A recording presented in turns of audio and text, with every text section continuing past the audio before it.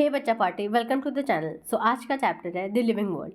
So it would be nice अगर आप NCERT निकालो और साथ में रीड करो। और डिस्क्लेमर उन बच्चों के लिए जो पहली बार इसे पढ़ने वाले हैं, तो कृपया करके इसे छोटा सा चैप्टर ना समझें।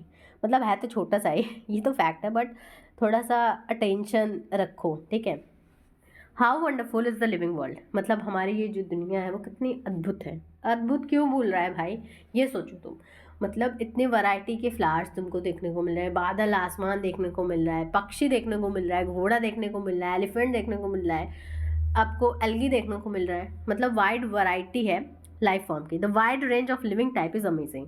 मतलब अलग अलग तरह के जो लाइफ के फॉर्म है वो आपको आकर्षित करते हैं, बहुत चिक्का करते हैं, ठीक है। जैसे कि आपका एल्गी है, आपके प्लांट्स हैं, रैबिट है, ठीक है। ये लाइफ ही तो है, सब में तो लाइफ है, लेकिन अलग अलग तरह के सब हैं।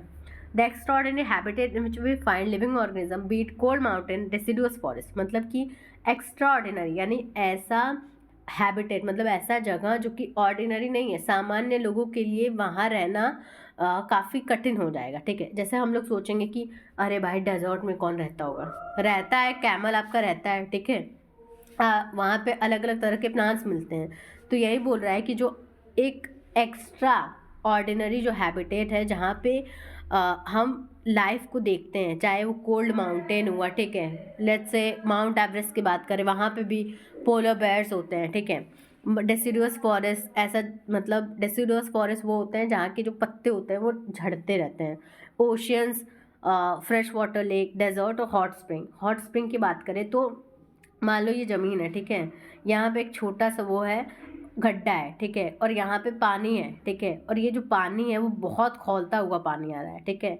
मतलब अंदर से, ज़मीन से ही पानी आ रहा है, लेकिन ये जो पानी एकदम boiling water, that is hot spring for you. The beauty of galloping horse, मतलब घोड़ा जो दौड़ रहा है, ठीक है, वो एकदम अलग ही सुंदर लगता है। माइग्रेटरी बर्ड्स, कुछ पक्षियाँ आती हैं एक जगह से दूसरे जगह जाती हैं, ठीक है।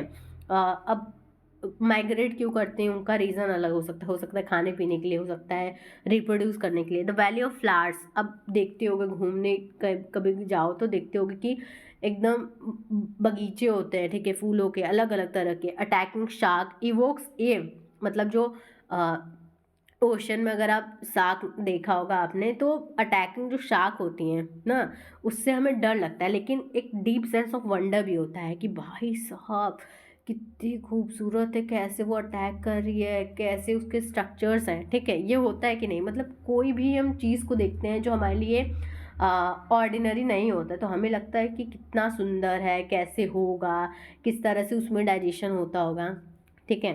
The ecological conflict in the cooperation among members of a population, मतलब कि पॉपुलेशन जैसे कि मान लो इंसानों की एक पॉपुलेशन होती है, ठीक है, तो उसमें आपस में विवाद होता है और आपस में सब काम भी करते हैं। ये होता है कि नहीं, कि लेट्स हम फैमिली की बात कर ले रहे हैं, एक फैमिली की पॉपुलेशन है, ठीक है, तो कुछ चीज़ों पे हम लोग एग्री कर जाते हैं, कुछ चीज़ों पे नहीं करते हैं, तो सेम चीज़ सब जगह होता है।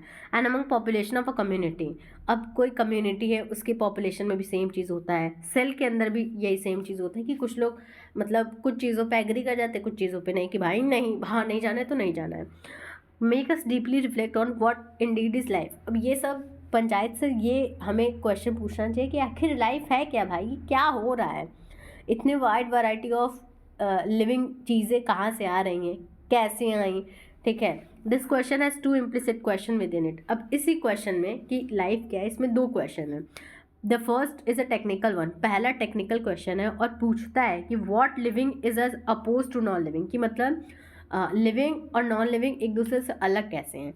And the second is philosophical one, और दूसरा क्वेश्चन फिलॉसफी से रिलेटेड है, जो कि पूछता है कि what the purpose of life is, कि मतलब अगर हम धरती पे आए हैं तो हमारा कुछ ना कुछ तो मकसद होगा, कुछ ना कुछ तो हमारा लक्ष्य होगा, कोई तो धर्म होगा। धर्म इन द सेंस कि धर्म इज़ रिलेटेड टू कर्म, ऐसा नहीं है कि हिंदू मुसलमान वगैरह वगैरह, नहीं, कि मतलब अगर हम इस धरती पे आए हैं तो हमें कुछ तो काम करना होगा, ठीक है।